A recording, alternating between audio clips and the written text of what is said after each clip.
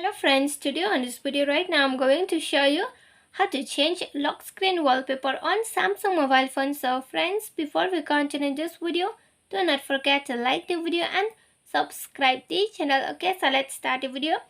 First of all, you have to move on setting, then from here you can scroll down to on the down you are going to find the wallpaper option. So you just move on wallpaper option.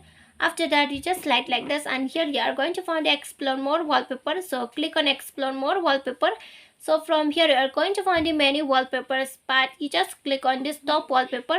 When you click on this top wallpaper, you are going to find the many free wallpaper on the top. Okay, so this is the free wallpapers. Okay, so on the top you are going to find the many free top wallpapers. So this is the free download. Click on the download option and here it is downloading and now it's completing. After it has been complete, just click on the apply option and here you can click on the home screen, lock screen, or for the board just click on that lock screen. Then after clicking on the down again you are going to find it set as lock screen. You just click on that and here it will be applied successfully on your mobile phone. Okay, so friends, if you love the video, do not forget to like the video, share the video and subscribe the channel, and thanks for watching.